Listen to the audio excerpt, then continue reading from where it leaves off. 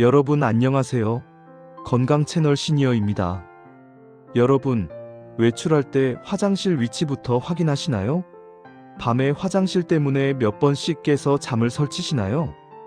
오늘은 하루에 20번 넘게 화장실을 가야 했던 80세 여성분의 이야기를 들려드리려고 합니다.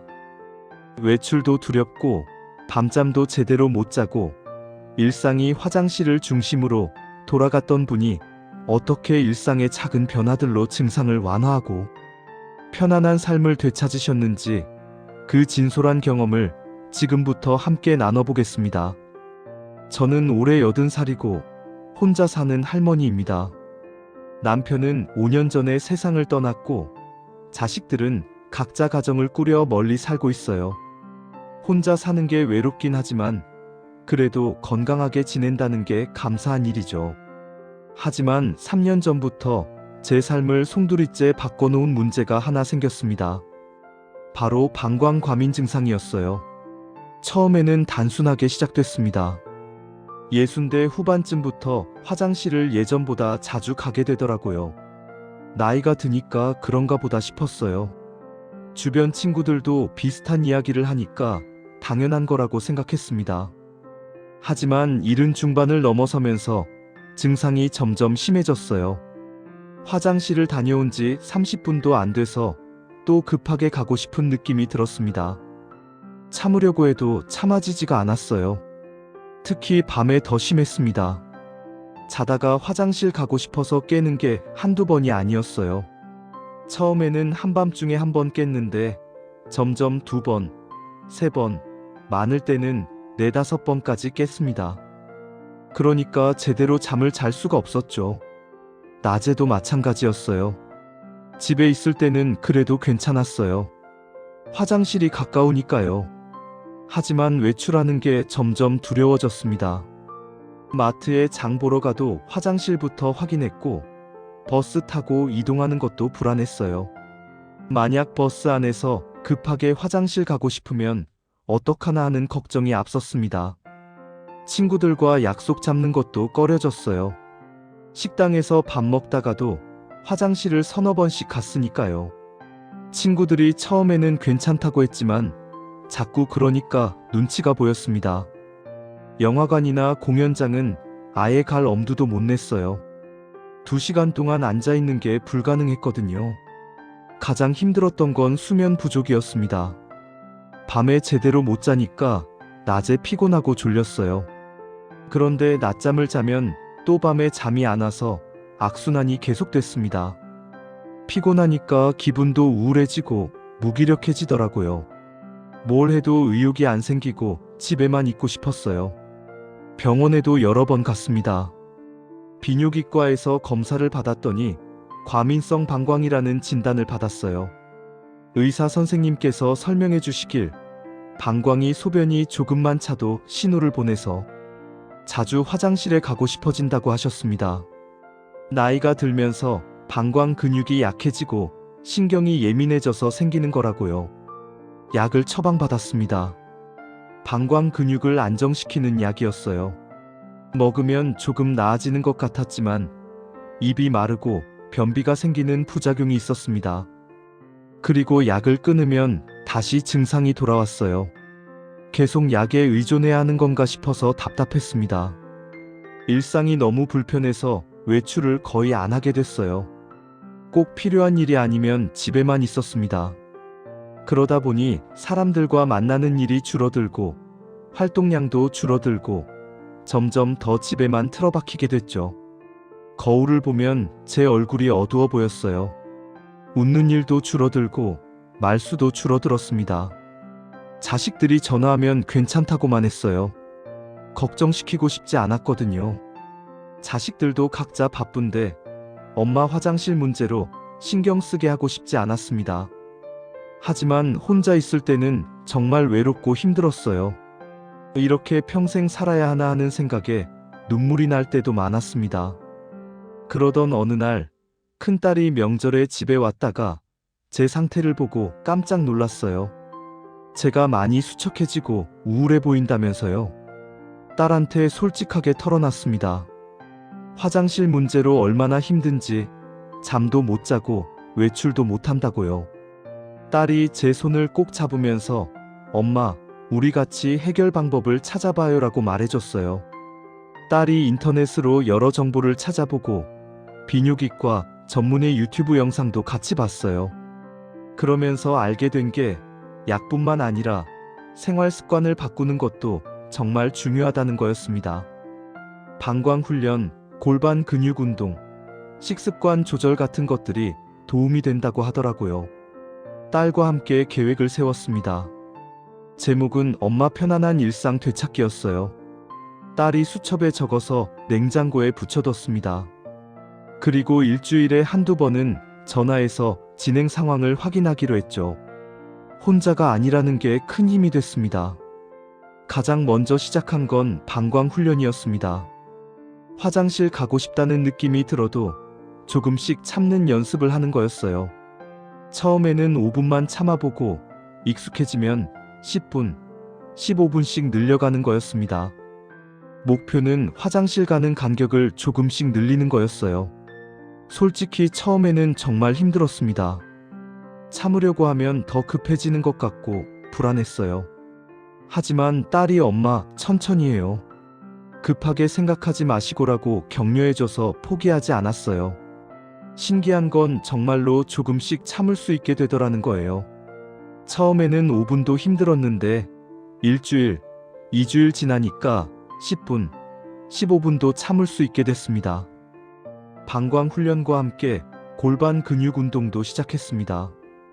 케겔 운동이라고 하더라고요. 소변을 참을 때 쓰는 근육을 조였다 풀었다 하는 운동이었어요. 유튜브에서 영상을 찾아서 따라했습니다. 처음에는 어떤 근육인지 잘 모르겠더라고요. 하지만 계속하다 보니 감각이 생기고 운동하는 방법을 알게 됐어요. 아침, 점심, 저녁으로 하루에 3번, 한 번에 10분씩 했습니다. 누워서도 할 수 있고 앉아서도 할 수 있어서 TV 보면서도 할 수 있었어요. 처음에는 효과가 있을까 싶었는데 한 달쯤 지나니까 조금씩 달라지는 게 느껴졌습니다. 방광을 조절하는 힘이 생기는 것 같았어요. 식습관도 바꿨습니다. 카페인이 방광을 자극한다고 해서 커피를 끊었어요. 평생 아침마다 커피 한 잔씩 마셨는데 이제는 보리차나 따뜻한 물로 대신했습니다. 처음에는 허전했지만 며칠 지나니 익숙해졌어요. 그리고 커피를 끊으니까 확실히 화장실 가는 횟수가 줄어들더라고요. 탄산음료나 오렌지 주스 같은 신음료도 피했습니다. 이런 것들도 방광을 자극한다고 하더라고요. 대신 물을 마시되 한꺼번에 많이 마시지 않고 조금씩 자주 마셨어요. 특히 저녁 6시 이후로는 물을 최대한 적게 마시려고 노력했습니다. 밤에 화장실 가는 걸 줄이기 위해서요. 매운 음식이나 자극적인 음식도 줄였어요. 김치찌개, 된장찌개도 맵지 않게 만들어 먹었고 고춧가루 양을 확 줄였습니다. 담백한 음식 위주로 먹으니까 속도 편하고 방광도 덜 자극받는 것 같았어요. 술은 원래 안 마셨지만 가끔 친구들과 만날 때 막걸리 한 잔 정도는 했었는데 그것도 완전히 끊었습니다. 알코올도 방광을 자극하거든요. 친구들한테 사정을 설명하니까 다들 이해해 주더라고요. 체중 관리도 신경 썼습니다. 나이 들면서 배가 나왔었는데 뱃살이 방광을 압박한다고 해서 체중을 조금 줄이기로 했어요. 밥량을 조금 줄이고 간식도 줄였습니다. 대신 채소를 많이 먹었어요. 운동도 시작했습니다. 너무 격한 운동은 오히려 방광에 부담을 준다고 해서 가볍게 걷기를 했어요. 아침마다 아파트 단지를 30분 정도 걸었습니다. 처음에는 화장실이 급할까봐 불안했는데 나가기 전에 꼭 화장실을 다녀오고 걷는 동안은 방광 훈련 생각하면서 집중했어요. 신기하게도 걷는 동안에는 크게 불편하지 않더라고요. 걷기를 꾸준히 하니까 체력도 좋아지고 기분도 나아졌습니다. 햇빛을 쐬면서 걷는 게 우울한 기분을 해소하는 데도 도움이 됐어요. 같은 시간에 산책 나오시는 분들과 인사도 나누게 되고 가끔은 같이 걸으면서 이야기도 나눴습니다. 수면 습관도 개선하려고 노력했어요. 밤에 화장실 가는 횟수를 줄이려면 낮 동안 활동을 늘리고 저녁에는 편안하게 쉬어야 한다고 했거든요. 낮잠을 자지 않기로 했어요. 졸려도 참고 활동하다가 밤에 일찍 자기로 했습니다. 잠자리 환경도 바꿨어요. 침실을 어둡게 하고 조용하게 만들었습니다. 잠들기 전에는 명상하듯이 편안한 음악을 들으면서 긴장을 풀었어요. 그리고 화장실 가는 걸 너무 걱정하지 않으려고 노력했습니다. 걱정하면 오히려 더 자주 깨게 되더라고요. 화장실 가는 시간을 기록하기 시작했습니다. 배뇨일지라고 하더라고요. 몇 시에 화장실 갔는지, 얼마나 급했는지, 양은 얼마나 나왔는지 적었어요. 처음에는 귀찮았지만 기록하다 보니 패턴이 보이더라고요. 어떤 음식을 먹었을 때 더 자주 가게 되는지, 어떤 활동을 하면 덜 불편한지 알 수 있었어요. 스트레스 관리도 중요했습니다. 혼자 살면서 외로움과 걱정이 많았는데 그런 감정적인 스트레스가 방광 증상을 더 악화시킨다는 걸 알게 됐어요. 그래서 의식적으로 즐거운 활동을 늘렸습니다. 동네 경로당에 나가기 시작했어요. 예전에는 화장실 때문에 꺼려 했는데 이제는 용기를 내서 나갔습니다. 경로당에도 화장실이 있으니 괜찮았어요. 거기서 친구들을 만나고 윷놀이도 하고 노래도 부르면서 시간을 보냈습니다. 사람들과 어울리니까 기분이 좋아지고 웃음이 늘어났어요. 손주들과 영상통화도 자주 했습니다. 손주들 얼굴을 보면서 이야기를 나누면 하루가 밝아지는 느낌이었어요. 자식들도 제가 노력하는 걸 알고는 더 자주 연락해줬습니다. 이렇게 3개월을 보냈습니다. 처음에는 변화가 크게 느껴지지 않았어요. 여전히 화장실을 자주 갔고 밤에도 깼습니다. 하지만 포기하지 않고 꾸준히 했어요. 딸이 일주일에 한 번씩 전화해서 엄마 잘하고 계시죠? 조금씩 나아지고 있어요 라고 격려해줬거든요. 그런데 2개월쯤 지나니까 확실히 달라지는 게 느껴졌습니다. 화장실 가는 간격이 조금씩 늘어났어요. 예전에는 30분마다 갔었는데 이제는 1시간, 1시간 반도 괜찮았습니다. 밤에 깨는 횟수도 줄어들었어요.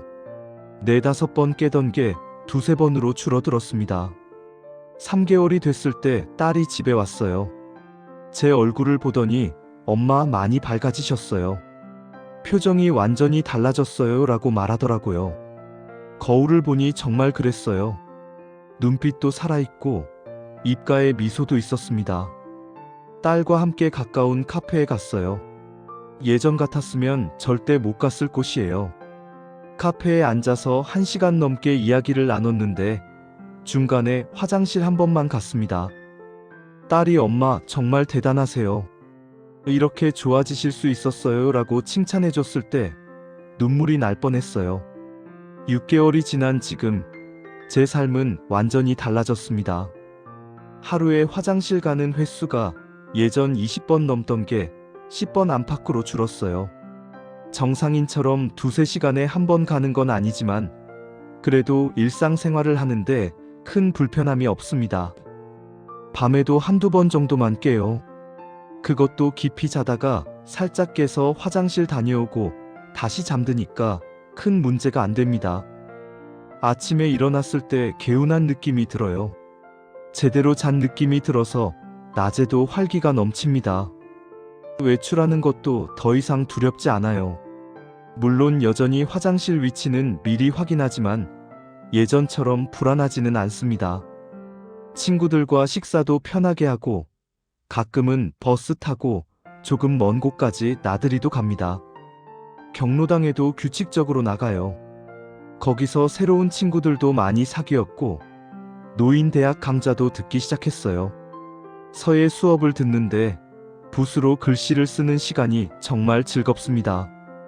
집중하다 보면 시간이 훌쩍 지나가고 화장실 생각도 별로 안 나요. 약도 많이 줄었습니다.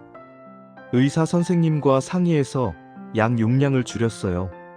예전에는 매일 먹었는데 이제는 증상이 심할 때만 먹습니다. 생활 습관만으로도 충분히 조절이 되니까요. 무엇보다 좋은 건 마음이 편안해진 거예요. 예전에는 항상 불안하고 초조했어요. 화장실 생각에 다른 걸 즐길 수가 없었죠. 하지만 이제는 마음의 여유가 생겼습니다. 친구들과 수다 떨면서 웃고 손주들 이야기 들으면서 행복해하고 그냥 평범한 일상을 즐길 수 있게 됐어요. 제 이야기를 듣고 계신 여러분께도 꼭 말씀드리고 싶습니다. 방광 문제, 나이 들면 어쩔 수 없다고 포기하지 마세요. 저도 80살에 시작해서 이렇게 좋아졌습니다. 물론 완벽하게 젊었을 때처럼 되지는 않아요. 하지만 충분히 일상생활을 편하게 할 수 있을 만큼 좋아질 수 있습니다. 특별한 비법이 있었던 건 아니에요. 방광 훈련, 골반 근육 운동, 식습관 조절, 수분 섭취 조절, 규칙적인 운동. 이런 기본적인 것들을 꾸준히 했을 뿐입니다. 하루아침에 좋아지지는 않았어요. 2개월, 3개월 천천히 시간을 두고 나아졌습니다. 혼자 하려고 하지 마세요. 저는 딸이 함께 해줘서 포기하지 않을 수 있었어요. 가족이든 친구든 누군가와 함께하면 훨씬 쉽습니다. 부끄러운 문제라고 숨기지 마시고 가까운 사람에게 털어놓으세요. 작은 것부터 시작하세요. 오늘은 커피를 줄여보고 내일은 골반 근육 운동을 5분만 해보세요. 완벽하게 하려고 하지 마시고 조금씩 천천히 바꿔나가면 됩니다. 그리고 너무 조급해하지 마세요. 저도 처음 한 달은 거의 변화가 없었어요. 하지만 포기하지 않고 계속하니까 결국 좋아졌습니다. 우리 몸은 시간이 필요해요. 천천히 기다려주세요. 80살에도 변화할 수 있습니다. 나이는 핑계가 될 수 없어요. 오늘부터 작은 변화를 시작해보세요.